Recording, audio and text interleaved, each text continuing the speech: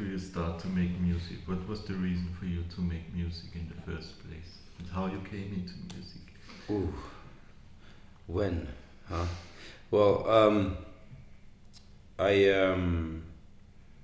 I've been making music as long as I can remember it. Like as long as I remember. I mean, I found some tapes. It would be funny to release it, but I found some tapes from I'm 5 or 6 sitting with a player and playing Elvis in the background and singing on top of it. So it's as long as I remember I've been doing music, and but I didn't really start with bands, until I was, well, when we was 13 or something, and I started touring around 92, 93. So I've been touring for a good 18 years by now, and well, it's getting a long time, but I guess the reason why I got into music, I always loved music. I come from a family, not necessarily of musicians, but my mom's side has a lot of talented people in music. It was mostly like in a party connection, not really serious musicians, but I kind of grew up with it, and I think that mentality kept with me too. That it was music for the music and not for the profession, and that made me always do what I wanted to do and not what was popular. And here we are, Okay. Um, can we expect comes first? Is it first the lyrics or the melodies? It's really from song to song. It sometimes, like more lately I've been more or less been writing everything on tour, which means I will sit there and I would write stuff, like literally write the lyrics and write everything with a certain kind of idea in my head for the melody, and then it kind of shapes off, then come back in the studio and have a certain idea what I want to do with it, the tempo, the feeling of the song and everything. But I can also be in the studio and start on scratch on nothing, and do the opposite, where you basically start with a beat and you add with a bass line and you start with the vocals and you come back with some melodies, and so it's both ways. But it really depends. If I write on tour, it's usually the lyrics first, just because it's hard to actually produce the music in a tour bus or hotel room. And I'm really not the person who likes to sit and work on a laptop. I like to be hands-on in the studio. So yeah, it's both ways. Um, for the lyrics or the inspiration. I think when I'm in the studio, I'm playing a lot more with the lyrics in a way that I can do something that is completely fiction, and it's more like a comic book, and it's more like a story that has nothing to do with me, more or less. So like if I would write a horror movie, it's not my opinion, it's not my character, it's just a character, and I'm just creating the story around it. And because I don't, I'm in a safe environment, I kind of play around a little bit. But when I'm on tour, again, this is different, because I'm on tour, it's getting much more emotional, much more personal, because I'm writing about a lot of things that's going through my head, going through my mind when I'm on a tour, and it's very often the darkest hour. You're sitting on the tour bus, and it's it's always like this. It's like you always feel the loneliest when it's the most crowded. At home, you're in a safe environment, and you can be alone, but you feel comfortable. You're on tour and it's surrounded by people all the time, but that can be your loneliest moment. And it affects the lyrics and everything. So it really gets back to that, just like at home, you're inspired by comic books and movies and storytelling, but on the road, it's more from real life and personal. It was just also why the most previous 2 albums, it was probably more personal, much more, and more serious, and less less oh fuck this, fuck that. You know, it's like it's less of irony, and it's less of the just a party. You know, it's more serious. Not because I decided to change, but just because I wrote it on the road. Do you have something like a kind of as a writer, or do you learn it by doing? I've just been doing it my whole life. I mean, I went to I went to art school. I'm an art director. I have literature. I have poem classes and all this bullshit that doesn't mean anything. Everything that I learned in poem classes, I have completely turned upside down and thrown out of the window anyway. But it learned me how not to do things, and I always had a problem with learning certain things. Even in art school, I had a problem with how they would teach you what was right and what is wrong, because I believe that literature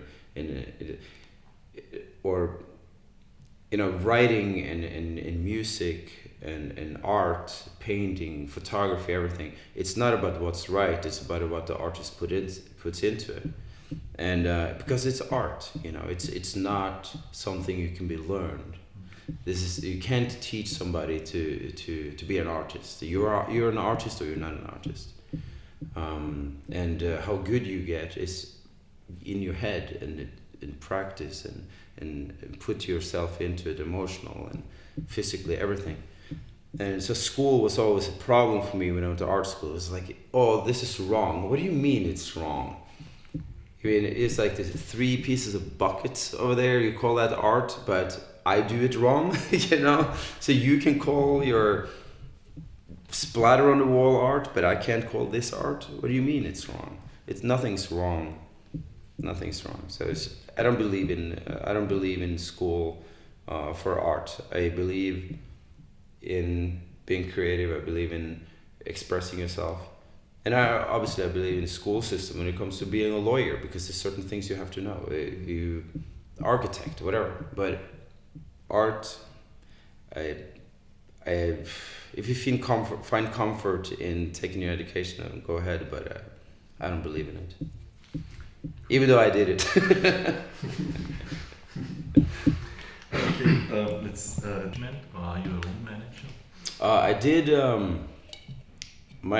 My entire life, I've been doing everything myself, from music to recording to production to I don't know, the hands-on with doing this design, videos, everything. And because I'm kind of a control freak, but I guess you become a control freak when it's your art. It's like you don't want anybody else to mess with it.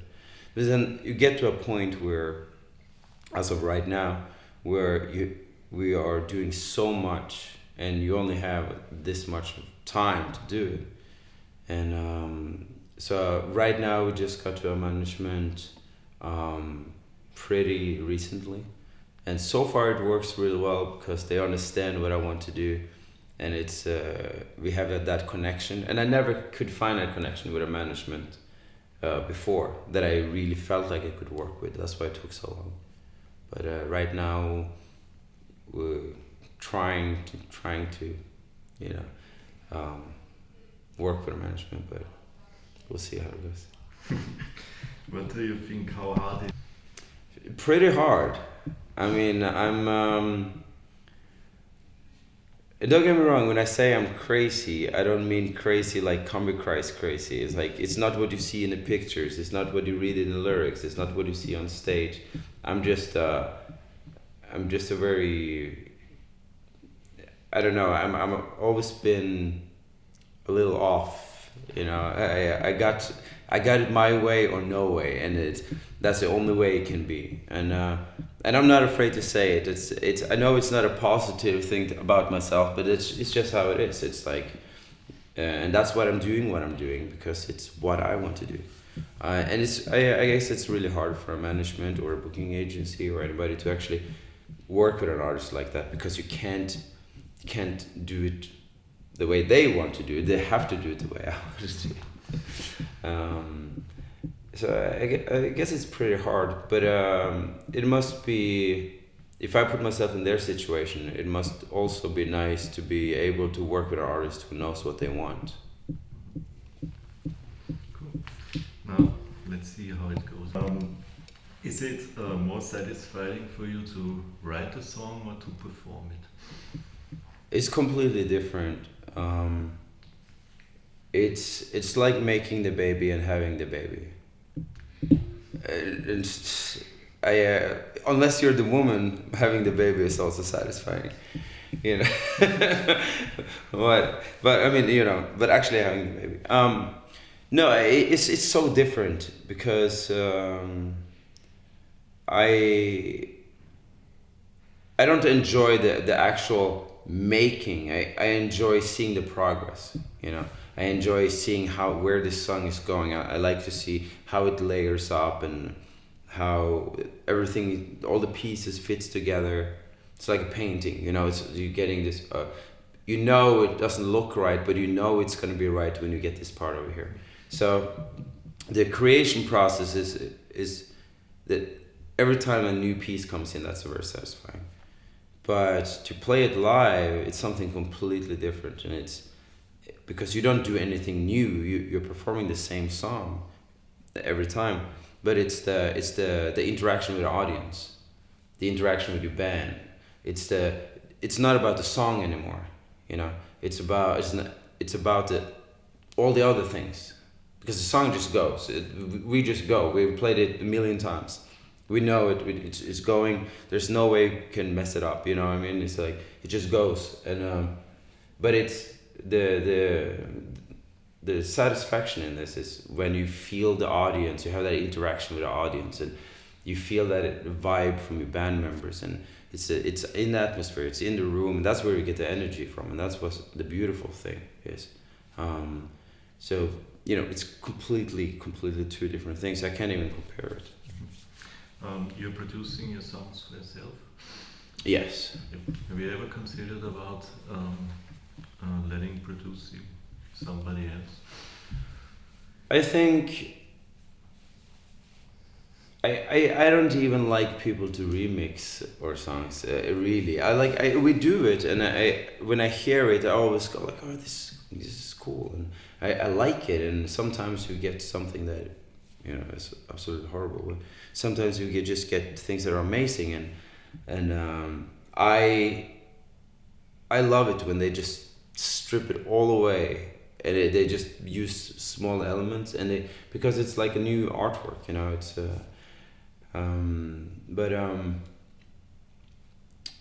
if somebody else would produce my music, it would take away the initial idea of what my music is. I can see when a straight rock band will go in the studio and they're playing their song, and then you have a producer say, well, what if you do this there and this there, and you know, it's not that I don't respect people to have a producer, but I feel like as soon as somebody else producing your stuff, it feels like you're letting somebody else paint the picture for you, and it's like I think you should be able to do that yourself and not necessarily have somebody else do it. I don't say that it's wrong for all the bands to do it. For me personally, I like to make my music, and if I can't do it, I probably shouldn't be doing it. So. Perfect. So videos too? Well, not recently, because we've been working with some really good artists that is really good, and every now and then you just meet people who do something that you don't do well, that you just want to work with, and video has never been something that I put a lot of effort into. It's never been something that I had to do myself. It was just a thing that I kind of ended up doing myself because it was cheap. It was I just had some ideas and I just did it. But lately we met some people that are really good and just have tons of ideas, and it was just funny because it starts out with us having an idea, and the ball rolls, and it's just all these extra ideas comes in, and then video director comes in and it's like, oh yeah, let's do this. Finally, it's something totally different. And then we go, well, what if we do like this instead of, and you take this shell off and suddenly you're back to the same idea as you started with. And that's what you're gonna end up doing. And it happens every time. For some reason, it happens every time. It's really, really weird, and it's really funny because you're spending so much time working on all these ideas, and we end up doing the first sentence that came out of either one of our mouths. That's what you're ending up doing. And it's why don't we just do it from now on? Just do the first thing that comes out of our mouth. Just do it, and we're done with it. Finished. Spend no more time on it. Focus on filming. And but yeah, no, we're working with a lot of good people, and I like doing it myself. I would love to be able to do it myself. I mostly just don't have the time. Cool. So two more. So do you enjoy the tour life, or are there any negative sides to being on tour so long? It's negative sides about everything, isn't it? I mean, it's negative sides about being somewhere on a party because you could have probably been on a better party somewhere else. You know, you could have fun somewhere, but you could have more fun somewhere else. No, in all seriousness, I feel that there's nothing that is 100% perfect. There just isn't. It's like, oh, you're broke, you wish you were rich. Oh, you're rich, you have other problems. It doesn't matter. You will always have something. And you're on tour, you want to go home. You're home, you want to go on tour. And but looking at it like strictly objective, it's amazing. You know, I wouldn't trade it for anything in the world. Nothing in the world.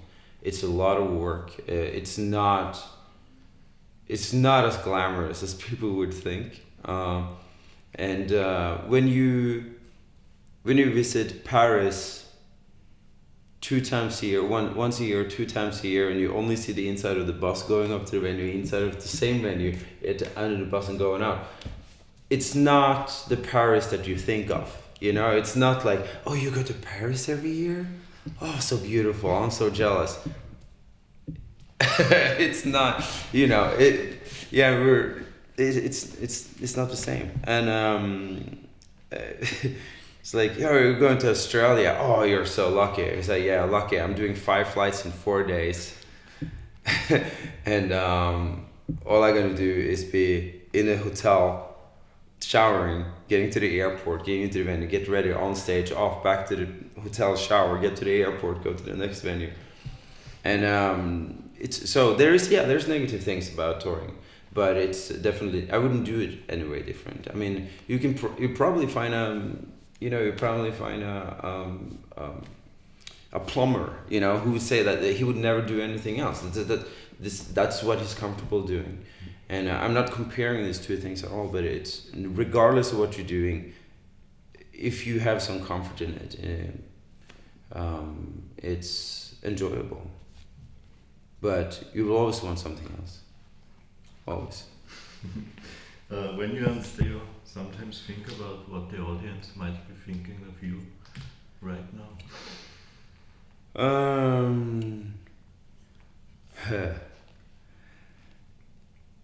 Maybe not exactly like that, but I have my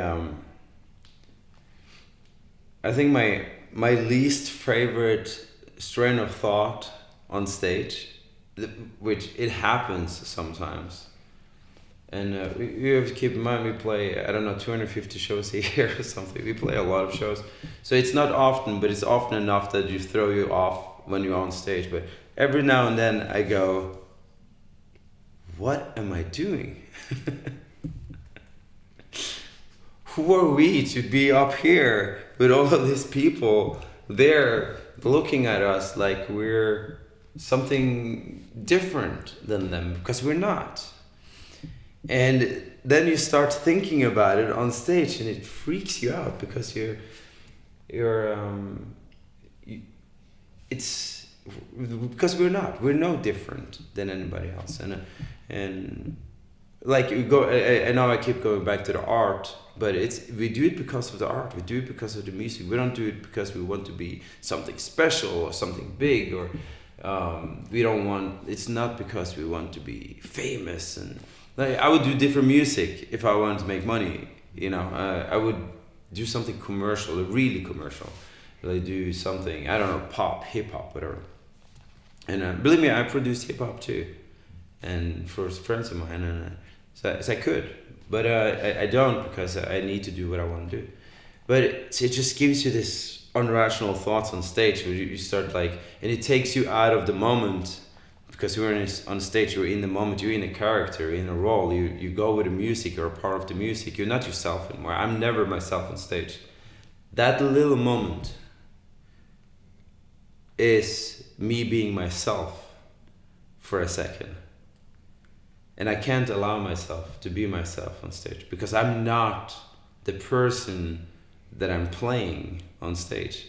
It's like a theater. You go up and you're going to play, you're going up, you're going to play a monster. You can't suddenly act yourself, because it takes away the whole point of having a theater. And yeah, so it happens. It happens. I lose it. So, like I said, the last time I saw it, I think there were probably 70 or 80% women in the audience. Can you tell me why that is? Are you kind of womanizer? Aren't every band? No, I Was it probably only there? yeah, no. I mean, I think it's really weird, actually. I think it's really funny, because it's not like we have a pretty boy image in our press photography and play music to hey baby music, you know. It's pretty violent and it's pretty, like, most of the girls go like, why do you do this in your pictures, you know? Like, it's like, you look so much better without all this. And it's like, so why do you like us? Yeah, but I don't know. I guess it's, I don't know. Don't get me wrong. I like it. I like it. Don't stop going. Cool. So thank you very much. My pleasure. Great.